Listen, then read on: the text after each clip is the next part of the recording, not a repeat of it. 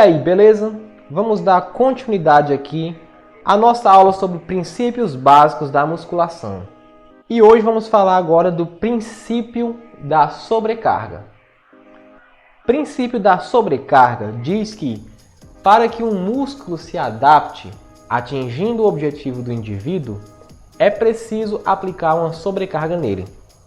Primeiramente, para que o músculo se adapte, a gente viu na aula passada o que é a adaptação, o que é o princípio da adaptação. A sua evolução está condicionada à adaptação. Você tem que ter uma situação nova para o seu corpo se adaptar àquela situação nova. Então, para que o seu corpo se adapte, é preciso que você aplique uma sobrecarga no seu músculo. E o que é uma sobrecarga? Como o próprio nome está dizendo, uma sobrecarga é uma carga a mais. É uma carga que você não está acostumado. Então, se você estiver fazendo exercício com uma carga que você já está acostumado, você não está fazendo nada.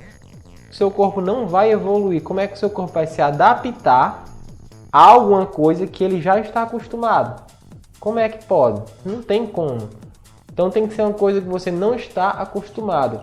Por isso é importante você sempre estar evoluindo o seu treino. Senão vai chegar um ponto que parou ali, não evolui, não sai mais do lugar. Beleza?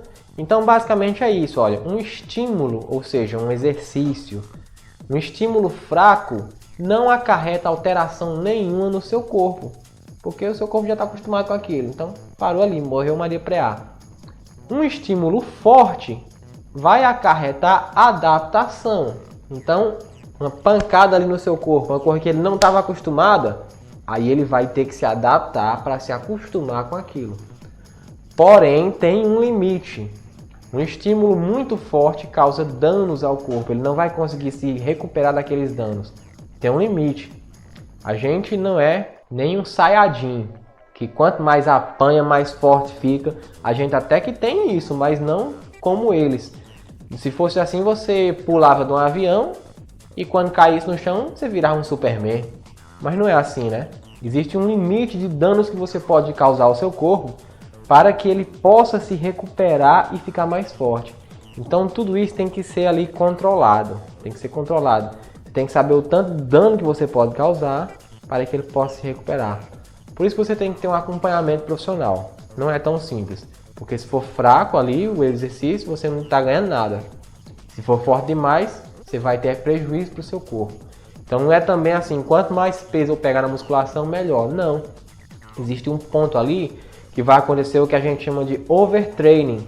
Ou seja, se treino demais vai danificar o seu corpo. Então não pode. Beleza? Então, princípio da sobrecarga. O princípio da sobrecarga ele é explicado no que a gente chama de curva de supercompensação. Como eu já falei para você, a nossa evolução acontece no descanso. Muita gente não sabe disso e por isso acaba fazendo coisa que não deveria. O exercício físico, ele é um mal, um dano que você faz no seu corpo. E aí, durante o descanso, é que o seu corpo se recupera daquele dano que você causou, ficando mais forte. Então, sua evolução acontece no descanso. A curva de supercompensação explica bem como isso acontece. Essa primeira linha horizontal aqui é a sua homeostase, ou seja, o seu nível atual. Vamos imaginar que esse gráfico aqui está falando da sua força, beleza? Porque esse gráfico aqui ele serve para várias coisas. Mas vamos imaginar aqui, para ficar mais claro para você, vamos imaginar que esse gráfico está se referindo à sua força. Então essa linha aqui é o seu nível atual de força. A fase 1 aqui é o seu treino, na hora do treino. Então, na hora que você termina o seu treino de musculação, sua força está maior ou menor do que antes de você começar? É lógico que ela está menor, ela caiu.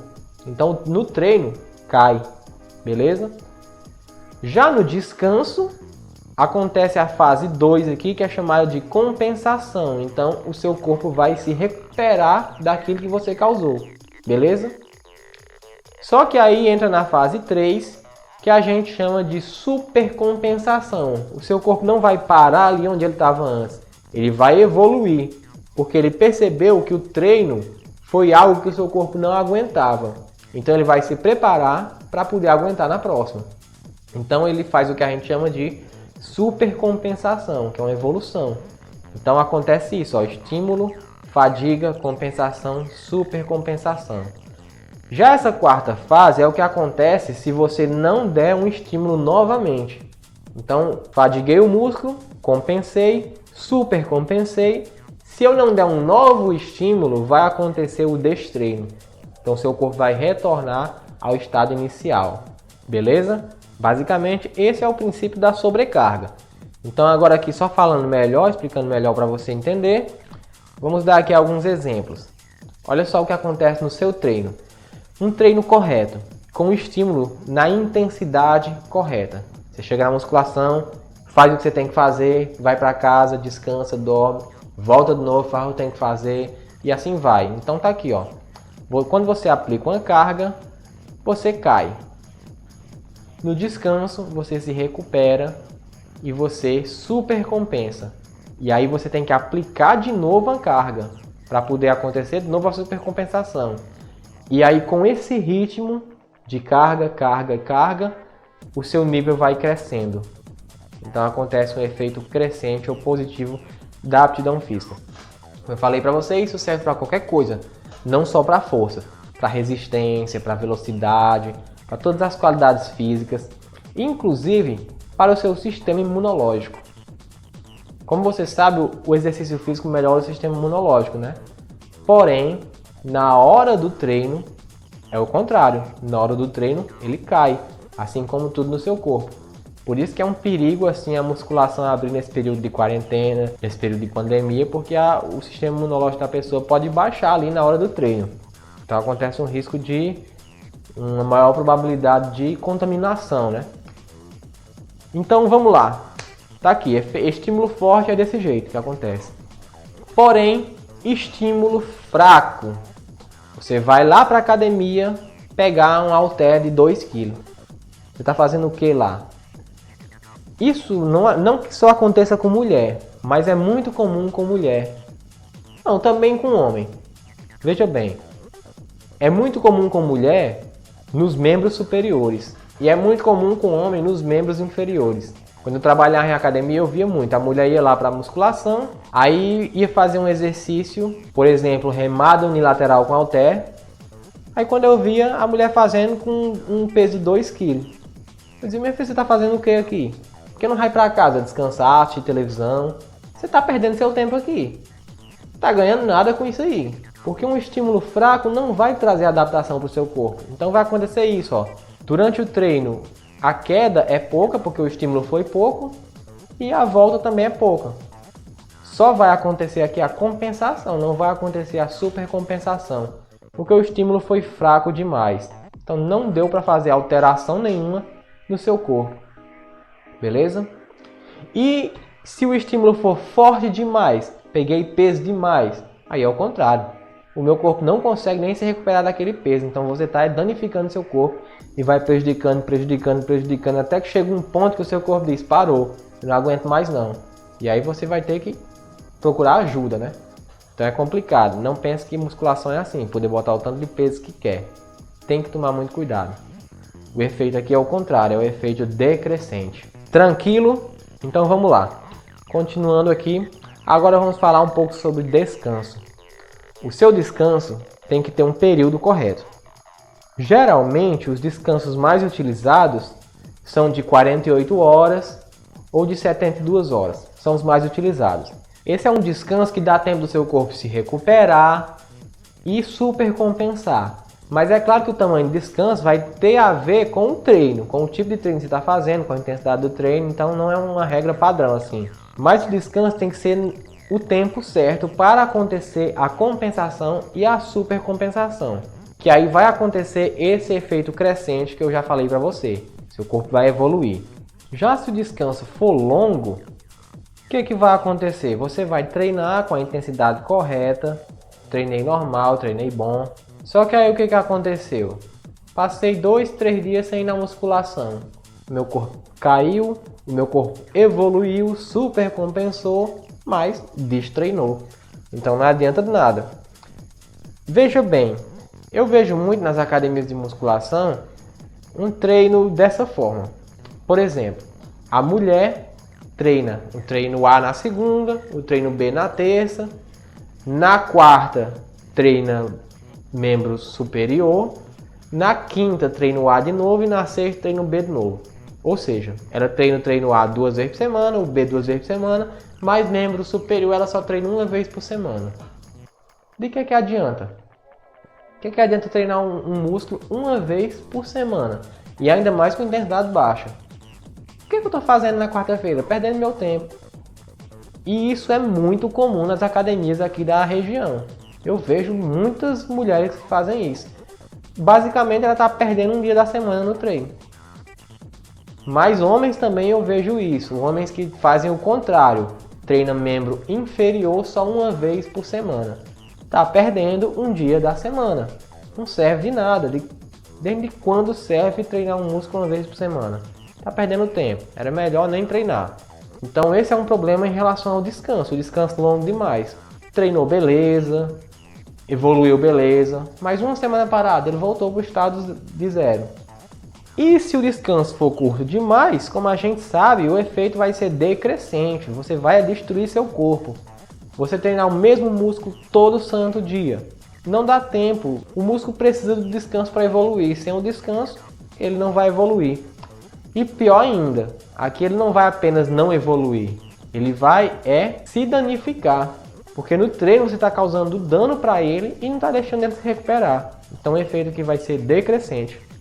Beleza? Continuando.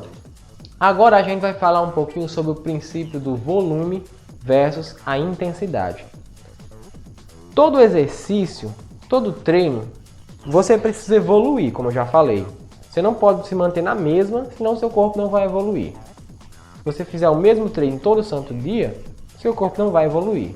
Então você precisa sempre estar aumentando o seu treino, evoluindo o seu treino. E para evoluir o seu treino, você pode evoluir ele de duas formas. Ou aumentando o volume, ou aumentando a intensidade. Isso não só para musculação, isso para qualquer exercício.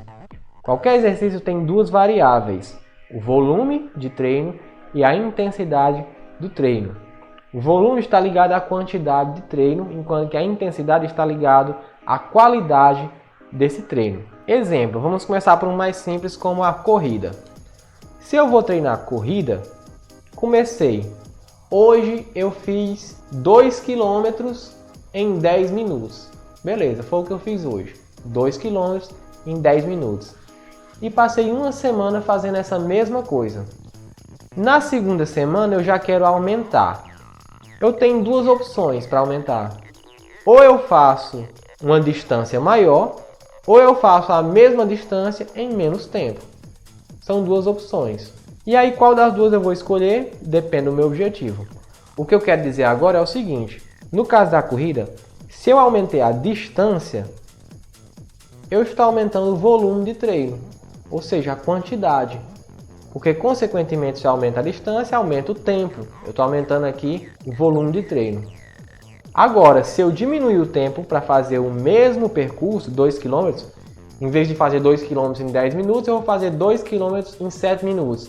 Eu aumentei a intensidade do meu treino.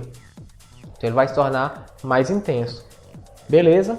Aí eu pergunto para você, no caso da corrida, se eu aumentar a distância, então primeiro eu fiz 2 km em 10 minutos. Agora eu vou aumentar a distância e manter os mesmos 10 minutos. Vou fazer 3 km em 10 minutos. Eu aumentei o que agora? O volume ou a intensidade?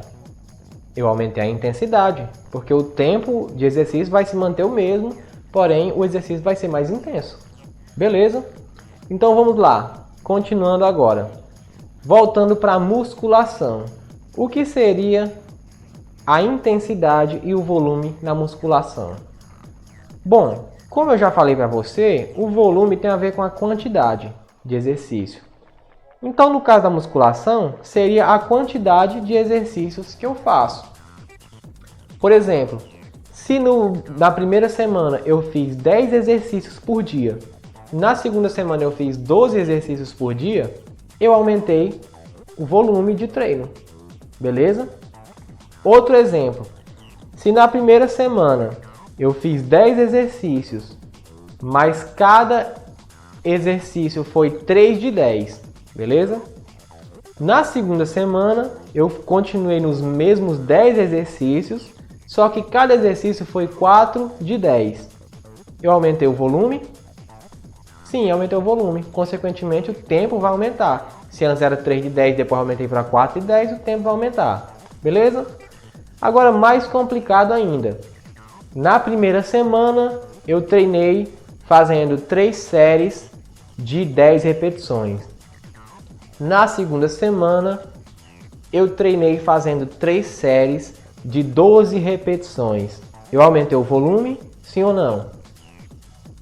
A resposta é sim, porque também vai aumentar o tempo.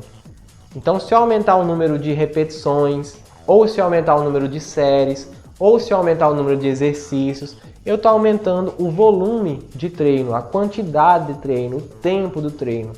E para aumentar a intensidade, pode ser aumentando o peso, que é o mais comum, mas pode ser também aumentando a velocidade do exercício, ou até mesmo diminuindo a velocidade do exercício, dependendo do caso, né? Enfim, tem várias formas de você intensificar o seu treino sem aumentar o tempo. Porque aumentar a intensidade do exercício é isso, é você tornar ele mais efetivo sem aumentar o tempo. Isso é você aumentar a intensidade. No caso da musculação, o mais comum é o peso. Aumentando o peso, eu estou aumentando a intensidade do treino. Beleza? Mas e aí, o que é melhor? É melhor eu fazer um treino com mais volume ou com mais intensidade? Porque, consequentemente, as duas são opostas. Geralmente, se você aumenta o volume, a intensidade está baixa. Se você aumenta a intensidade, o volume está baixo. Exemplo na corrida, se você correr muito rápido, numa velocidade alta, você vai correr pouco tempo.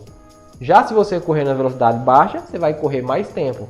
E qual é melhor? É melhor aumentar o volume ou a intensidade? Não tem melhor, depende do seu objetivo. Exemplo, se o meu objetivo é aumentar a massa muscular, a hipertrofia, então o mais ideal é que eu aumente a intensidade do treino, não o volume. O volume é em segundo plano. Eu não preciso passar 3 horas na musculação, o que importa mais aqui é a intensidade do treino, porque a intensidade é que vai romper um maior número de fibras para que elas se recuperem e hipertrofiem. Já se o meu objetivo é resistência muscular, então logicamente que é melhor eu fazer um volume de treino maior do que a intensidade. Resistência muscular, ou seja, a capacidade de fazer um exercício por um longo período.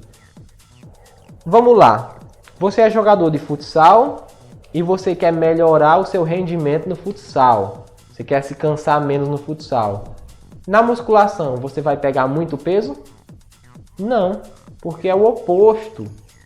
A grande quantidade de peso na musculação, a intensidade, ela vai aumentar outras características, não a resistência. Para resistência, o melhor é você treinar o volume de treino. Beleza? E se eu quiser emagrecer?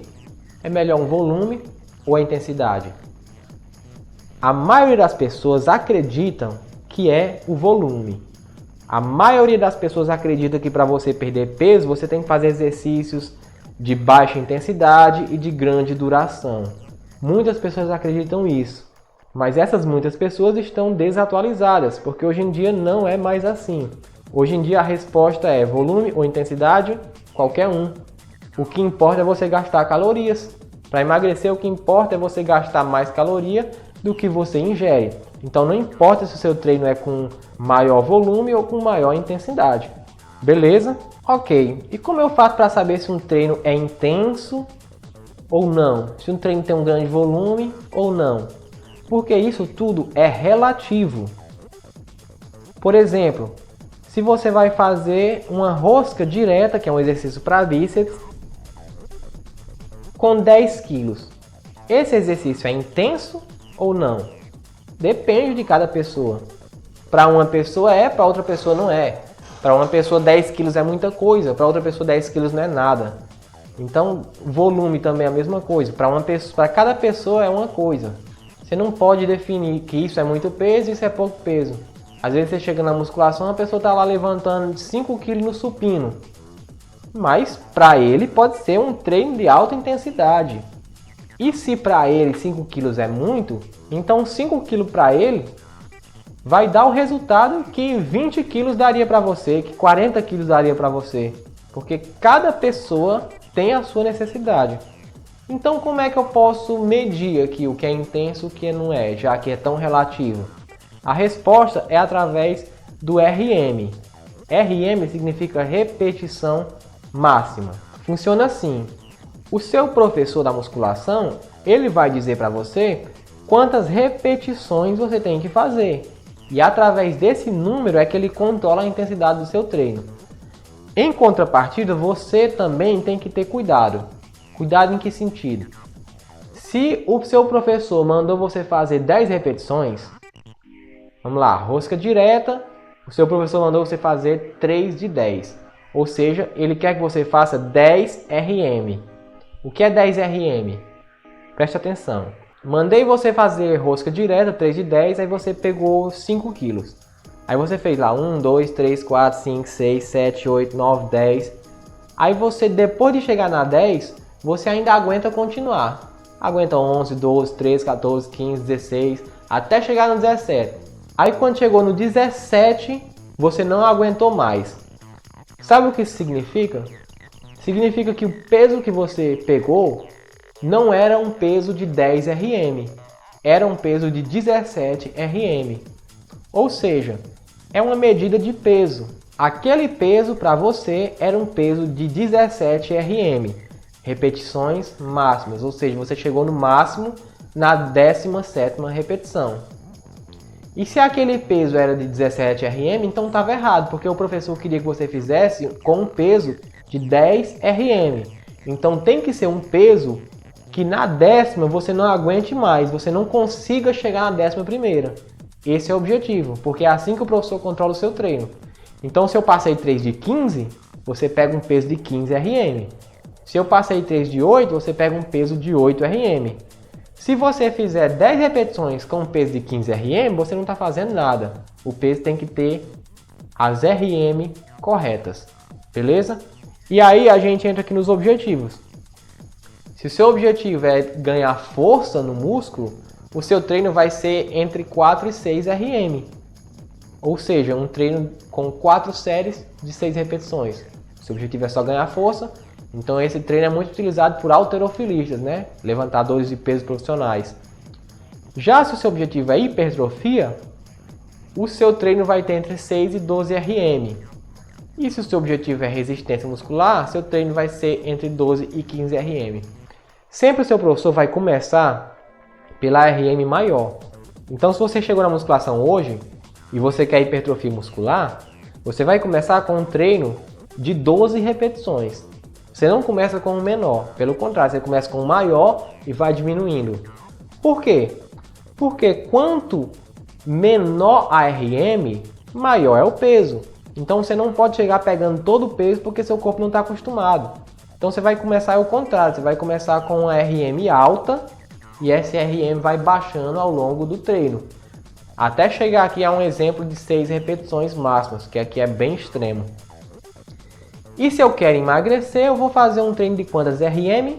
Quantas eu quiser. Como eu falei, o objetivo é só queimar caloria, não importa aí o que é que você está fazendo. Beleza? Então RM é isso aí. E aí a gente está quase chegando aqui no final. Só alguns pontos importantes sobre a musculação. O treino aeróbico é necessário na musculação? Por exemplo, se o que eu quero é ganhar massa muscular, eu não quero perder peso, eu quero ganhar massa muscular. Eu preciso fazer um aeróbico? Preciso fazer uma esteira, por exemplo? A resposta é sim, precisa. Não necessariamente 40 minutos de esteira, mas pelo menos 10 minutos aí todo dia para aquecer é muito importante. Primeiro porque o treino aeróbico vai trazer características que o treino anaeróbico não traz, assim como o oposto também é verdadeiro, como a gente já viu, né? Mas o treino aeróbico vai trazer características importantes para você. Além disso, o treino aeróbico vai fazer com que o seu treino anaeróbico seja melhor, flua melhor. Porque fazendo um aquecimento bem feito antes, o seu corpo já vai estar preparado para o exercício mais intenso. Isso vai fazer com que o exercício seja mais efetivo. Então sim, treino aeróbico sempre, pelo menos 10 minutos antes para aquecer. Beleza? E se você quer perder peso, eu lhe aconselho a fazer o treino aeróbico depois da musculação. Claro, primeiro você faz rapidinho para aquecer, depois vai para a musculação e depois vai para o treino aeróbico. Por vários motivos que fazem com que o treino aeróbico depois da musculação se torne mais efetivo para a perda de peso do que antes. Eu vou gravar um vídeo depois no meu canal só sobre esse assunto, beleza? Então vamos lá, continuando. Principais erros da musculação. Vou citar para você aqui alguns erros da musculação, muito comuns, que são os que eu mais vejo. Primeiro erro é em relação ao abdominal. Nessa foto aí, essa mulher fazendo abdominal. Isso é uma abdominal. Na abdominal você não precisa mexer com perna, você não precisa descolar as costas do chão. Na abdominal você movimenta apenas o abdômen e movimenta apenas o ombro do chão. Do jeito que a mulher está fazendo aí. Primeiro, não encosta a mão na cabeça, porque se você encostar, a tendência de você puxar a cabeça é muito grande. Então só coloca próximo. Segundo, contrai o abdômen e levanta apenas o ombro do chão, arredondando as costas. Isso é um abdominal. Isso não é um abdominal. Quando você deita e levanta as pernas, o seu abdômen não tem nada a ver com esse movimento. Porque o seu abdômen ele começa na costela e termina na pelve. Ele não tem nada a ver com perna. Esse movimento quem faz é esse músculo aí, chamado psoas ilíaco. E por que o abdômen dói? Simples. Contração isométrica. Contração isométrica, para você que não sabe, é quando você contrai um músculo, mas sem movimentar. Por exemplo, se eu pego um peso aqui e começo a fazer um exercício de rosca direta, levantando e baixando, eu estou exercitando o bíceps, né? Beleza. Agora, se em vez de eu fazer isso, eu apenas pegar o peso e segurar parado aqui, meu bíceps vai doer? Vai doer muito mais do que se eu estivesse movimentando. Porque isso é uma contração isométrica, está contraído parado. Dói muito, mas não quer dizer que funciona melhor do que o movimento. O que funciona melhor é o movimento para a hipertrofia. Só que a contração isométrica dói mais ainda, porque ele está contraído parado, então isso dói muito. É o que acontece no caso desse abdominal, que as pessoas chamam de abdominal, né? Onde você deita e fica levantando as pernas. O abdômen dói muito, porque ele está contraído de forma isométrica. Mas ele não está sendo efetivamente trabalhado. Beleza? Então quem está sendo trabalhado mesmo aí é esse músculo aqui, o psoas ilíaco. E que é um músculo bem complicado, porque ele está diretamente ligado na lombar. Então se você fortalecer demais ele pode gerar dores na coluna lombar. E problemas de coluna, né? Beleza? Então esse é um dos maiores erros que eu vejo na musculação. Abdominal. As pessoas fazem vários exercícios absurdos achando que é abdominal, quando na verdade não é.